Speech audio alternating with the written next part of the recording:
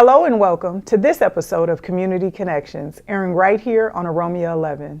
Today's guest is the mayor of the city of Minneapolis, Jacob FREY.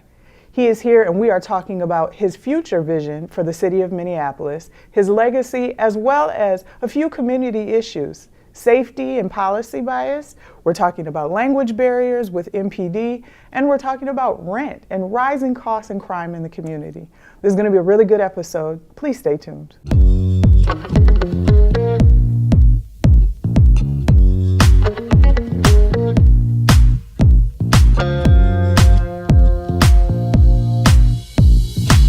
Welcome back to the program, Mayor Jacob FREY. Thank you so much for having me back again. I think it is important that we hear what your vision is, as well as talk to you about a few of the concerns of some of your constituents here on this episode of Community Connections. It is a pleasure to have you. Oh, it's always a pleasure. Now let's jump right in. This is currently the final run for you campaigning for mayor of Minneapolis. What does that really feel like to you? It feels amazing. Campaigns are always tough. They can even be brutal, but I love talking to people throughout the city about the visions that they have for Minneapolis, how they want their kids to grow up, making sure that it's a safe city, making sure that people have affordable housing. You know, you have thousands, tens of thousands of conversations citywide, and people have different perspectives, but to get a good feel for where everyone's at is a fulfilling thing. And I tell you, we've got so much momentum now. We're on the right track and certainly cautiously optimistic. And so we're looking forward to Election Day and then getting some good work done.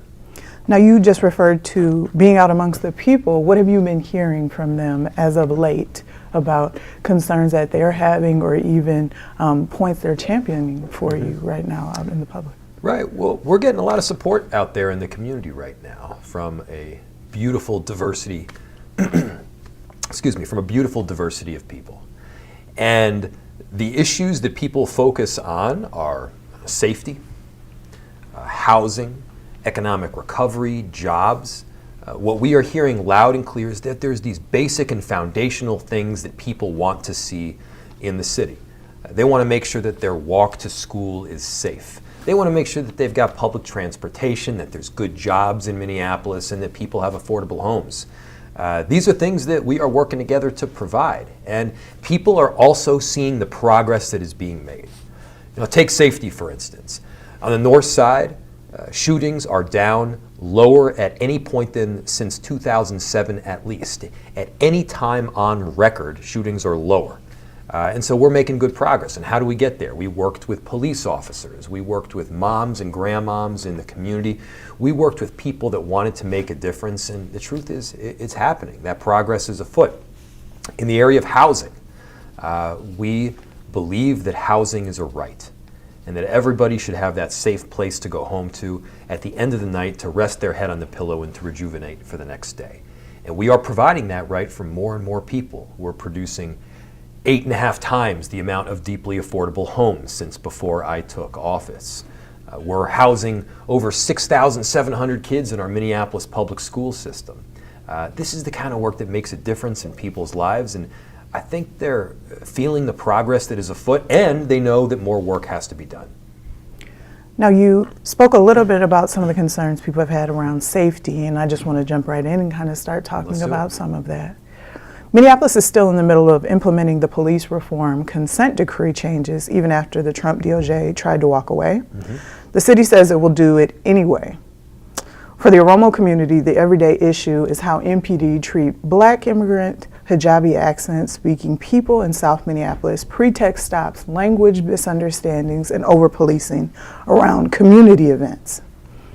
You said you'll implement police reforms. How will you make sure the civilian oversight monitoring team reflects the community? Are you going to publish the data? Are you going to share the information so that we're able to understand how often Oromo youth are being detained or stopped? Absolutely. We publish every bit of the data. It is fully transparent, and you don't need to take my word for it. There is an independent evaluator known as ALIFA. They do the reviews, they report out on the progress or lack thereof, and as of right now, they have said that Minneapolis is making more progress toward a foundation of police reform than virtually any city in the country. Does that mean we're there? Absolutely not. We have a lot of work to be done. But what that independent evaluator is saying is that Minneapolis is making the kind of progress so that interactions on the street are improved. And here's how I look at it. A lot of people, when they think about police reform, they think about a policy changing. Well, that's part of it, but it's not limited to that. First, you got to get the policy change. Then you have to make sure that officers know what that policy change is. Then they got to get trained in on the policy change so that even when a difficult situation arises where they need to make a split-second decision, it's almost muscle memory that they follow the letter of the law around that policy. Then it's accountability.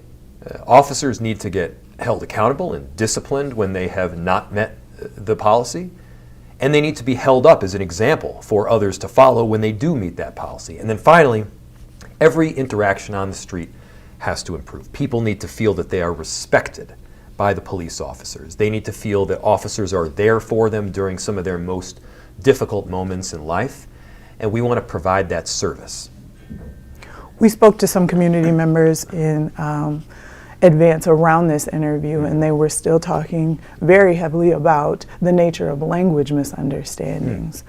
Not only when they call 911, but when they're encountering the police at their residence or at their schools or even at their mosques. What do you have to say to kind of speak to some of the issues around those still existing issues? I think it's a good point, and that is one area where we can make some additional progress. Making sure that we have more OROMIA police officers, making sure that 911 dispatch is able to both communicate and have information sent to them. We need to make sure that we're able, especially during a tense moment, have good communication so that we're able to provide the services that are needed. So I think that is a fair concern and an area where we can do even better. OROMIA families who live in Minneapolis are getting squeezed by rising rent, aging public housing, and homeless encampments that are spilling over. Will you be willing to back deeper affordability to protect immigrant and elderly tenants from eviction when they're afraid to complain because of language or status? I would. And in fact, you don't need to take my word for it. Look at some of the work that we have been doing. We are providing 8.5 times the amount of deeply affordable homes since before I took office. We're now providing 5 times the amount of funding for public housing. That was one of the topics you mentioned. And while rents do go up, they go up in every city, in Minneapolis we have managed to keep them down more than almost any city in the country. So sometimes you kind of get bogged in the local politics of Minneapolis, but once you lift your head up, Minneapolis has again kept rents lower than almost any city in the country. We've done that through a combination of increasing supply of housing and subsidizing housing. We want to make sure that everybody has a right to live in a great city. We want to make sure that more people have the right to live in Minneapolis, which I know to be the best city in the world. And we can do that by providing a diversity of homes in every neighborhood. We can do that by meeting people where they are at and doing everything possible to bridge gaps for them, to keep them in their homes. That ultimately makes Minneapolis a more stable place.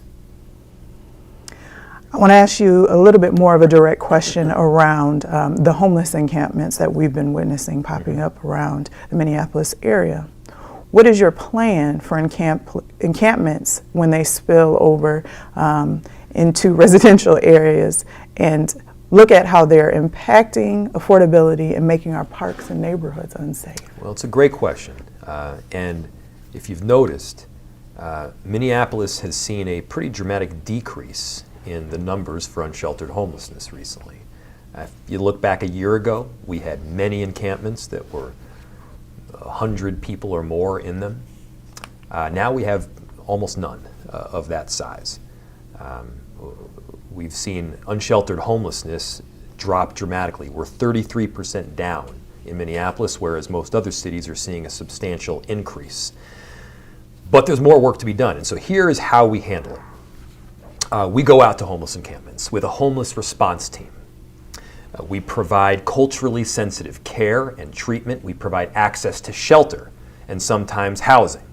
We even bring a mobile medical unit out to the homeless encampment to offer health services on site. And then we do that again and again, offering shelter over and over. And then, yes, once we have offered service and it's not accepted, we close the homeless encampment. Why? Because it isn't safe. It's not safe for the people in the homeless encampment. It's not safe for the surrounding neighbors. And this is a difference between myself and Senator Omar Fateh. He has said very clearly that he will never close a homeless encampment, even after a mass shooting. I'll just say that's not reality. There is not a city in the entire country where simply allowing homeless encampments to grow and grow is the right solution. So we provide assistance, we provide care, we provide shelter, and we provide housing. And yes, we close the homeless encampment because that is not safe for any neighborhood. And by the way, once we've closed these encampments, we've seen up to a 79% decrease in 311 and 911 calls from those neighborhoods. And so that's the kind of progress that we need to see. That's the direction that we need to go. Now, you've seen the landscape of Minneapolis change many times since your election in 2017 and then your re-election in 2021. What is your vision currently for the city of Minneapolis going forward, if you do in fact win after November 4th? Yes. Well, we're cautiously optimistic right now about winning, but we still have a few days left of good work and community outreach to take place. And let me just tell you, I'm not the same mayor as I was when I first took office back in 2018. I'm not the same person. You'll learn lessons and gain experiences, especially through years like 2020 and 2021. Those experiences make you a better mayor. They've made me a better leader. And I use those experiences every single day. And right now, especially with all the chaos that we have in Washington, D.C. and through this Trump administration, that kind of experience matters. And it's going to matter to implement a big vision going forward. We have a vision where there is a direct correlation between hard work and success. The Oromo community, the East African community, incredibly hardworking, entrepreneurial people. I don't think that these are communities looking for mediocrity in Minneapolis. They want to be extraordinary, do amazing things. Run businesses, be CEOs, artists, creative class, newscasters, the very best in Minneapolis. And so we want to make sure that we access every bit of that talent, that all of those skills are ultimately realized so that Minneapolis can truly succeed. And sometimes that means making sure that that business owner doesn't just own their own business, but owns the underlying real estate. So when they see success, they generate the equity and the return on their investment rather than getting the boot from the neighborhood that they made wonderful to begin with. Sometimes that means providing more affordable homes so that everybody has a foundation from which they can rise. And sometimes that means doing the really hard work around safety to make sure that there is a unique skill set matched with the unique circumstances happening on the ground, whether it's a mental health response that we now have 24 hours a day, 7 days a week, or it's making sure we've got enough police officers in our department so that people can have the kind of positive interactions and engagement that they talk about. And so the vision for Minneapolis is one where we all can succeed, we all can prosper through our hard work. And I'll just, in conclusion, say this. I love Minneapolis. I'm raising my family here. I got a daughter, Frida, who is 5 years old. I've got a second daughter, Estelle, who today, I believe, is 3 months old. And I want to make sure that my kids and yours see extraordinary futures where they can be anything that they want to be. I want to make sure that my parents and yours have an incredible place where they can age in this great city that we love. That's the city that I fell in love with. That's the city that we work to improve every single day. and I want to be part of that partnership. Lastly, what do you want your legacy to be when you are done being mayor of Minneapolis and your two daughters get opportunity to hopefully learn about you in the history books? Yeah. I want to be known as the person that didn't take the easy route. We stood up for what was right for our city. Political winds may have been blowing in our face. It may have been hard. It may have been controversial. But over time, we've made decisions that have helped move this city forward in a really beautiful way. That's what I ultimately want to be known for. Being mayor is an incredibly fulfilling job, and it's also very hard. You are the closest executive elected official to the people, and the people expect results. And what is beautiful is that we get to go hand in hand with the people of this city, with the great people of this city, facing these difficult issues head on and doing everything possible together to make this a city where we are proud to call home. I think that is well said. Mayor FREY, it has been a pleasure sitting and getting a chance to connect with you again and hear your thoughts and your vision for the city. Please let our viewers know how they can stay connected to the campaign leading up to November 4th. Well, I would be honored to have your support. I ask for your first choice vote on Election Day, but then more importantly, after we win this race, I ask for your partnership going forward.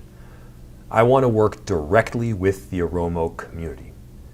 As leaders sitting at the table with me as we are making decisions, as we are charting a course, we're going to do this together.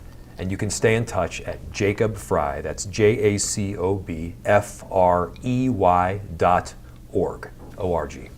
As many of you know, we here at OROMIA11 do not endorse and/or support any candidate.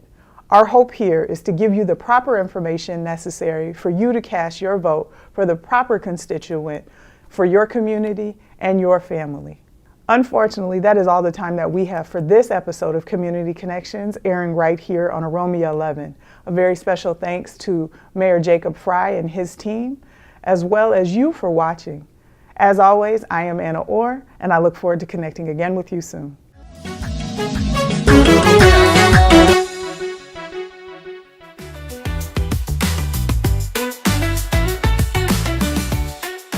magaalaa bareedduu Minneapolis keessa jiraattanii yookiin gara magaalaa bareedduu tanaa dhufuudhaaf karoora qabdanii as dhuftanii dhimmoota akka rooba cabbii hamaa haala qilleensa hamaa rakkoo nageenya hawaasaa bu'uraalee misoomaa gurguddaa fi dhiibbaa qophiilee adda addaa magaalaa Minneapolis ilaalchisee odeeffannoowwan argachuudhaaf rakkattanii jirtanii eeyyeen yoo rakkattanii jirtaniif furmaata harkaasinii qabna aappii Smart 911 fayyadamuudhaan odeeffannoo kanniin argachuu ni dandeettan karaa aappii kanaatiin ergaa SMS iimeelii bilbila yookiin akeekkachiisa balaa tasaa bilbila kanarratti ergamu argachuu dandeettu akeekkachiifni ifaa fi bilisaa kun immoo bilbila naannoo keessanii irratti isiniif ergama maarree rakkoo kana jalaa bahuudhaaf homaa osoo hin turin hardhuma gama minneapolismn.gov/alert deemuudhaan galmaaha.